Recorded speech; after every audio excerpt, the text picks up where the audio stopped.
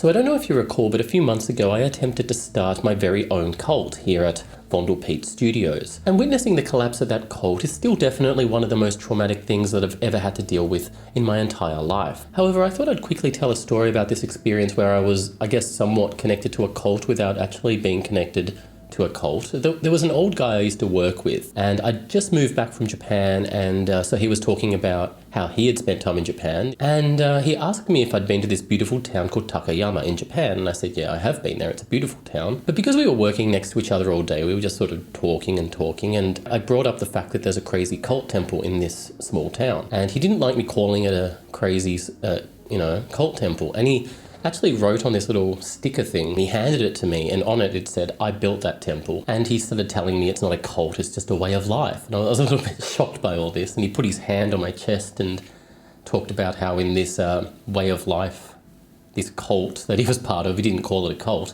how you can exchange energy by putting your hand on each other's chests and stuff like that. And I thought, okay, this guy's a bit weird. But what happened was about a year and a half later, I was going to Japan looking for weird things to do, weird things to check out. I'd already known for a while that if you go to the north of Japan, there's this thing that claims to be the grave of Jesus, the place that Jesus died. And it always sounded like just a crazy Japanese thing. But when I looked into it, it turned out that that myth that Jesus had died in Japan was started by the same cult that this guy was part of. Anyway, so I told this guy that I'm working with that I'm going to go and see Jesus' grave, and he got really excited. And so I went, sort of did a bit of investigation in the north of Japan, asking about like transport, how to get to this village on a Sunday morning for this Japanese Jesus festival that was taking place. It was a bit hard to get to the festival. I had to go to this little city at midnight, wake up in the morning, get a bus to one small town, and then I had to find a taxi driver, and I did. And he drove me into the forest, and then I located this big Japanese Jesus festival. And it wasn't Christian at all. It was extremely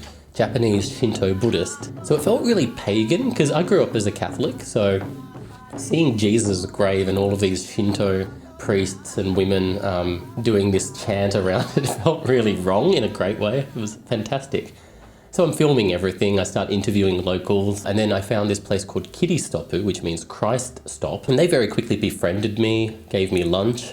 And then I thought, well, if I'm going to be filming this little documentary, because I also knew that the cult believes that in this region of Japan, the ancient Egyptians had also come there. And we went and looked at the ancient pyramids, which were just these stupid boulders. And then they drove for another hour. They wanted to take me to God's Lake, and that was beautiful. And there were all these Japanese Shinto shrines lined up. And if I did it, because I'm too Aussie and I don't have that proper respect, because Aussies are so lazy, I would do like the Shinto ritual, and then they would ask me to do it again because I didn't seem genuine. And I felt like it was a religious experience. And we all posed and did this sign, which might have been the cult.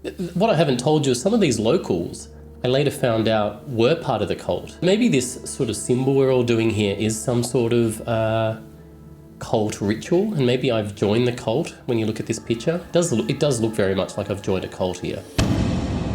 Either way, we all went out for dinner that night to a place called Garlic Station. I think it was just ramen, but garlic flavoured, and we did that in honour of Jesus, who was a garlic farmer in the region. And then they dropped me back at my hotel at midnight, and I was so happy. It was such a wonderful day out. Now anyway, I woke up the next morning and I thought, while I'm at it, I might as well go and see the grave of Moses, because Moses also died in Japan. I'm not sure if you're aware. I had to take all these trains across Japan. It took about 7 or 8 hours. Now there was no one on this mountain. It was raining during the day, but once I got up there, the sun came out. It was such a nice hike, and then I get to the top, and there it was, Moses' grave. And so anyway, I go back to Australia, and the old guy that I'm working with is very excited. And he asks me, did I see the grave of Jesus? Did I see the grave of Moses? And I tell him, yeah. And I show him the photos, and he's like, you're blessed, mate.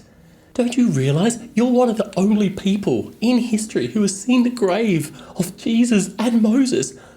You're blessed, mate. And for the next few weeks, he was just looking at me with a smile. Like, he said there's an aura coming out of me, and he was just amazed to be in my presence. And it did make me reflect afterwards, like maybe I am one of the only people in the world who can claim to have seen the grave of Jesus and Moses. I mean, what about you watching? Can you claim to have seen the graves of Jesus and Moses? Probably not. You probably didn't know that Jesus lived in Japan and was a garlic farmer. You probably were not aware that Moses went to Japan on a UFO.